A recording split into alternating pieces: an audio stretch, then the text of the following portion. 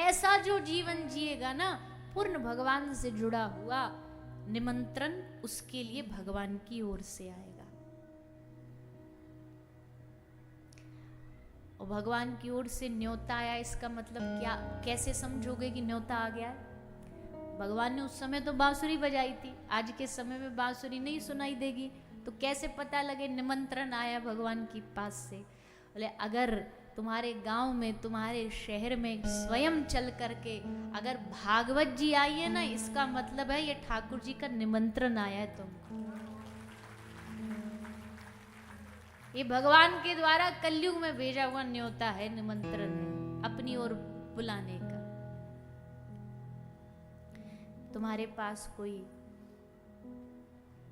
संत महापुरुष मिल जाए, जब संत मिलन हो जाए, तेरी वाणी हरि गुण गाए, तब इतना समझ लेना अब हरि से मिलन होगा। ये न्योता है भगवान का।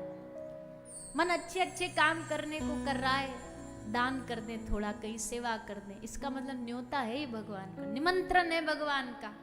किसी दुखी को, जिसका कष्ट में जीवन है, उसका दुख दर्द दूर करने का मन कर जाए, समझो निमंत्रण है भगवान का। ये भगवान की ओर से दिया गया न्योता है तुमको अपने पास बुलाने का। ये सब प्रमाण है इस बात की। और तो कौन सा इस दुनिया में बताओ मशीन बनी है जो बता सके कि भगवान न्योता दे रहे हैं हमको? ये लक्षण ही बताएंगे कि भगवान हमें अपने पास बुला रहे हैं। कथा में डूब जाओ, ये निमंत्रण है भगवान का। कथा में रोना आ जाए, भगवान के लिए व्याकुलता आ जाए, रो करके उनको पाने का मन करे, व्याकुल हो जाए चित्त, कब मिलेंगे ठाकुर जी, कहाँ मिलेंगे, क्या करूं, कितना भजन करूं कि मुझे प्रभु मिल जाए, समझ लो ये न्योता है भगवान का। भगवान की याद ऐसी थोड़ी आ जाती है, भगवान की याद भी उन्हीं को आती है जिनको भगवान याद करते हैं। जिनको भगवान स्मरण करते उनको भगवान की याद आती है। नहीं तो दुनिया में सबकी याद करते रहते हम, हजारों हजारों किलोमीटर दूर बैठे रिश्तेदारों की याद करते रहते हैं, पैसे की याद करते रहते हैं, मकान दुकान की याद करते रहते हैं, मुनाफे घाटे की याद करते रहते हैं। पर धन्य है वो हृदय जो बैठ कर के भगवान को याद करता है। गोपी एक पल नहीं रहती भगवान के बगैर, एक क्षण नहीं रहती। गोबर थापती थापती, कंडा बनाती बनाती भी गोविंद केशव गोविंद दामोदर माधवेति भगवान का ही स्मरण करती है। भगवान ने सोचा आज इनके स्मरण का फल दे देता। बस कदम पर खड़े होकर के ठाकुर जी ने बजाई बांसुरी, और जैसे बांसुरी बज उठी वृंदावन में, वृंदावन का रोम रोम नाचने लगा, वृंदावन का पत्ता पत्ता नृत्य करने लगा। आज तो वो अद्भुत आनंद इस ब्रज भूमि को मिलने वाला जो वैकुंठ को भी नहीं मिला। श्री गोपाल भट्ट गोस्वामी के पिता श्री वेंकट भट्ट लिखते हैं, वेंकट भट्ट ने लिखा है कि साक्षात नारायण भी अगर चाहे ना महारास करना, तो उनके पास भी सामर्थ्य नहीं है, नारायण भी रास नहीं कर सकते, उनमें भी ये ताकत नहीं। ये रास की अनुभूति, ब्रज का माधुर्य पूर्ण जो कृष्ण वही करा सकता, और कोई नहीं। लक्ष्मी जी को प्रवेश नहीं है महारास में, और तो आप किसकी बात करते हो? यहां तो केवल केवल प्रेम में डूबे हुए प्रेमियों का प्रवेश। सारी गोपियों के कान में बांसुरी की ध्वनि गई। बस फिर क्या था, सब उठ दौड़ पड़ी श्री ठाकुर जी के पास, सब भागी भागी आई, दौड़ी दौड़ी आई, श्री कृष्ण के सामने आकर के उपस्थित हो गई। भगवान ने सबकी परीक्षा ली, दो चार बात कही, गोपी परीक्षा में पास हो गई। न्योता तो देते हैं ठाकुर जी, पर न्योता आने के बाद भी फिर भी ठोक ठोक के देखते हैं घड़ा कच्चा तो नहीं है, अभी कहीं बिखर तो नहीं जाएगा। उसमें जो पास हो गया तो फिर तो महाराज पार है। गोपी परीक्षा में पास हुई, भगवान के साथ विहार करने लग गई।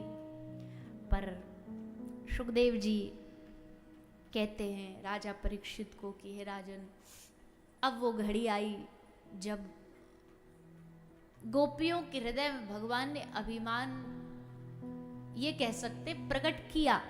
गोपी अभिमानी नहीं हो सकती, शायद भगवान ने प्रकट किया क्योंकि गोपी के अभिमान प्रकट होगा तो भगवान अंतर्ध्यान होंगे, भगवान अंतर्ध्यान होंगे तो गोपी के कंठ से गोपी गीत प्रकट होगा। उस गोपी गीत के रस को चखाने के लिए लीला भगवान ने करी कि गोपियों के हृदय में अभिमान पैदा हो गया।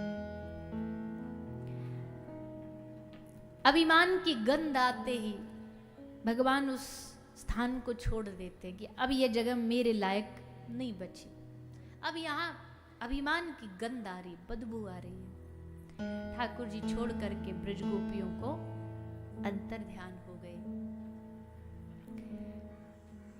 गोपियों का समूह की समूह इकट्ठा होके श्री श्याम सुंदर को ढूंढना, खोजना, पुकारना आरंभ करता है।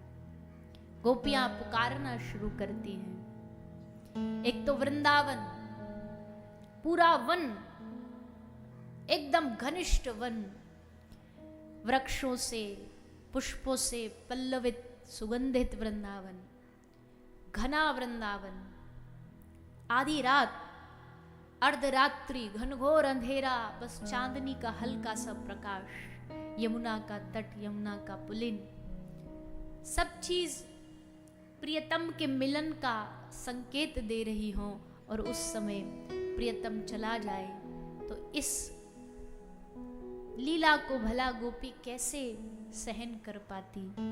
सारी गोपियां श्री कृष्ण के पुकारते हुए श्री वृंदावन की बीथियों में घूमने लगी, कृष्ण को पुकारती हुई, कृष्ण को बुलाती हुई, वृक्षों लताओं से गले मिल मिलकर रोती हुई, भगवान से निवेदन करती हुई, हे सहस्त्र बाहो क्वासी क्वासी महाभुजा, हमारे पास तो इतने लंबे हाथ भी नहीं कि तुम तक पहुंच सके, पर तुम्हारे पास तो महाभुज हो आप चाहो तो हमें आकर के आलिंगन कर सकते हो। हे नाथ, अगर आज आप नहीं आए तो प्राण छूटने में हम गोपियों को जरा भी देर नहीं लगेगी। आपके कारण प्राण जाए ऐसा तो शायद आप भी कभी न चाहते हो, इसलिए हम गोपियों को दर्शन दे करके कृतार्थ करिए। खूब पुकारा, खूब भाव व्यक्त किए। जब प्रभु नहीं आए तो अंत में सब गोपी एक जगह इकट्ठी होकर के उच्च स्वर में, श्रेष्ठ भाव में, व्याकुलता के भाव में गोपी गीत का पाठ करते हुए श्री ठाकुर जी को पुकारती है। एक एक श्लोक गोपी गीत का भगवान को पुकारने का रहस्य बताता है, कैसे पुकारना चाहिए भगवान को, क्या भाव रखना चाहिए भगवान का। और गोपी गीत जो हर रोज हर क्षण जिसके हृदय में गोपी गीत बसा हो, उसका भाव जिसके हृदय में बसा हो, ठाकुर जी हमेशा उसके समीप ही रहते हैं। इसलिए ऐसा दिव्य गीत भागवत का है गोपी गीत। आइए सब 2 मिनट बड़े भाव से